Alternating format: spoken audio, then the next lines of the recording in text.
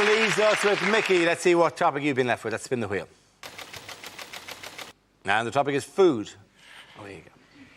Now, this is one of my favourite topics because I actually hate restaurants.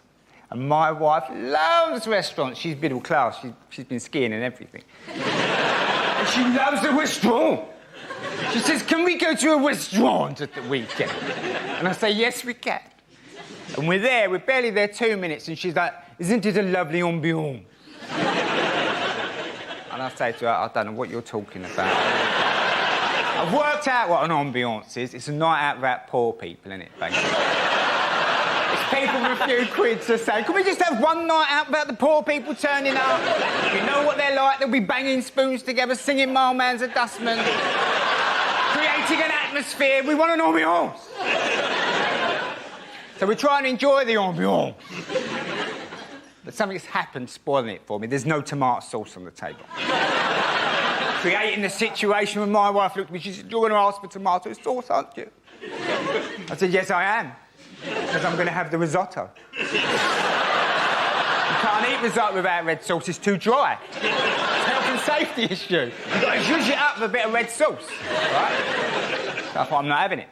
I said to the waitress, excuse me, do you have any ketchup in the building? She's looked at me like I'm the worst pleb God has ever put breath in.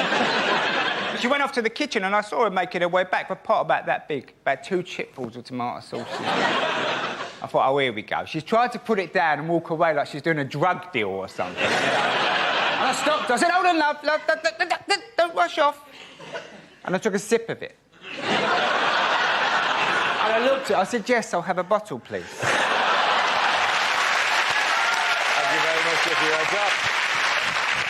And there they are, Scotland through to the final 16.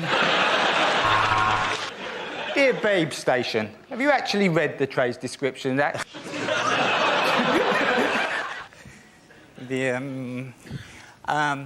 A few years ago, my wife and I had a baby. Well, we didn't have it straight away. We had to cook it up for a little while. And so she suggested we go to these classes run by the National Childbirth Trust in our local area. They're very middle-class antenatal classes. They're run by this fascist breastfeeding woman who's basically... You can go to her home on a Tuesday night. She's breastfeeding her 9-year-old son during the session. It's not awkward. All the men are checking the coving out. It's come away up there because they should have put glue both sides. That's... No, she's still doing it. What are you going to do? And I think by week 4, she's running out of ideas, so she started on the men. She said, I'm going to ask the men this evening, the men. The men are coming on board. How might they benefit by giving birth to the baby themselves? Can we talk about those benefits? Now, there's 6 of us in a circle. I'm in trap 3. Not the best position, the worst one either. Chap number 1's in the best position. He said, if you gave birth to the baby yourself, he said, you'd have an empathy with womankind and her struggle over the centuries, creating a greater relationship with your partner. I was thinking, oh, cobblers, I was going to use that one.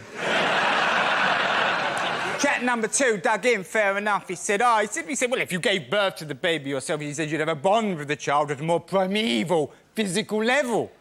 Started crying. Nice touch. Mother Earth looked at me, I'm having a panic attack. It's all gone a bit hazy. She said, Michael? I said, well, at least you'd be 100% sure it was yours. OK, the end of that round. The point's going to Micky Flanagan. Mr Von Trapp, I'm here from the council. We've had complaints about some terrible singing coming from your house. Golden, relax. We're doing a bit of dinner, mate. You're not sorting out the Middle East here. And the topic is fashion. OK, Mickey. Bound to be, wasn't it?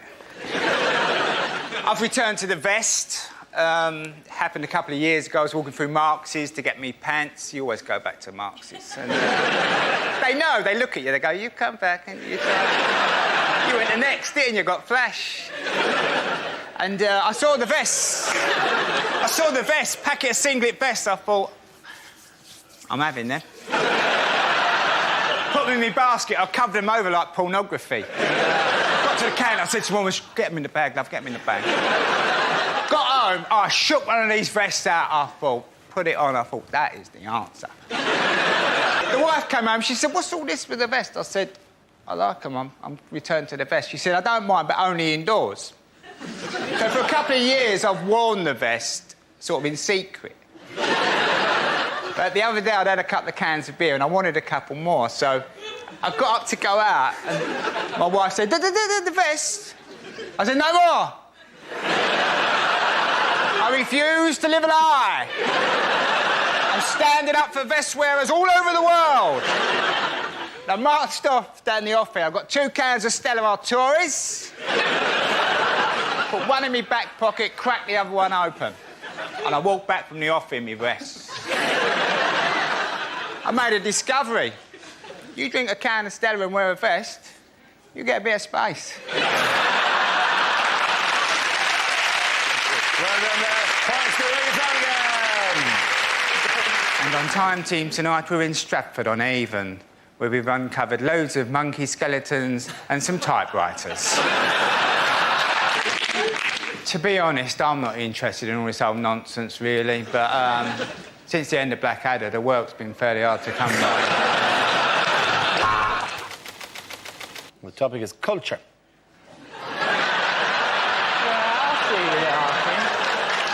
Yeah, here we go, look. Thank you. I know you're thinking this man doesn't enjoy culture. Well, you're right, I hate it. Now, I am an intellectual. I know I left school with nothing, but I did go to university later on when I got a degree when I was 29. It was tough, speaking up during the lecture, knowing everyone's thinking, blimey, the window cleaner's keen on me.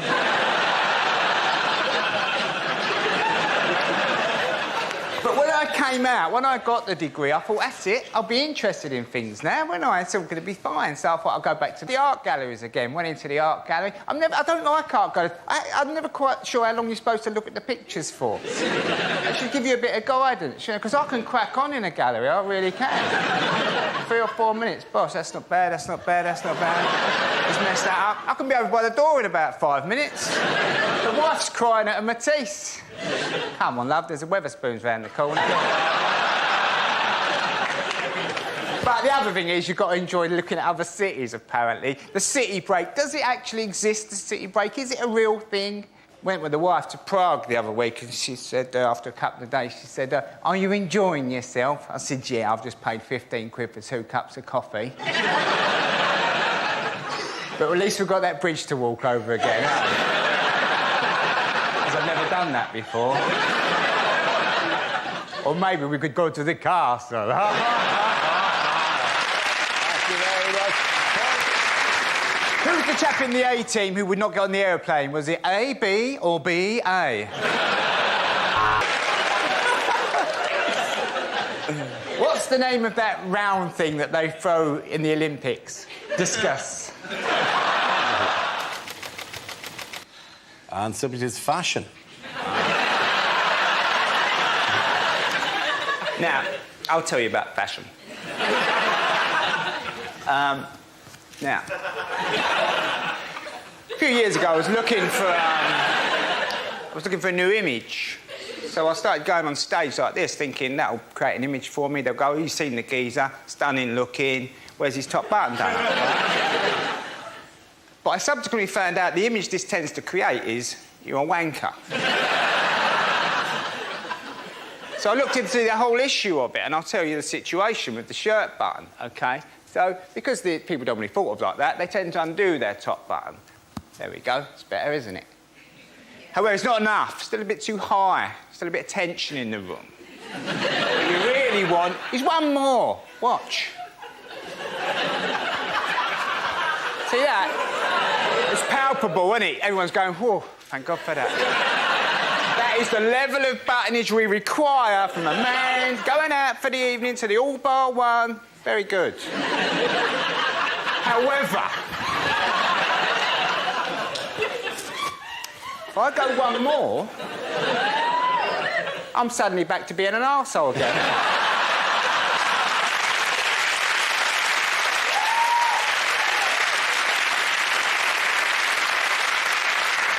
How tough is it being a man knowing that you're going through life only ever one button away from being a wanker or an arsehole? Very good. Well done all of you. The points there. And go to Simon and Micky. Come on, let's sit down. Here, Sarge, pass us the art section out the Guardian, will you, mate? I was about to arrest her, Sarge, but to be honest, my bottle went because she shouted out, "I put a curse upon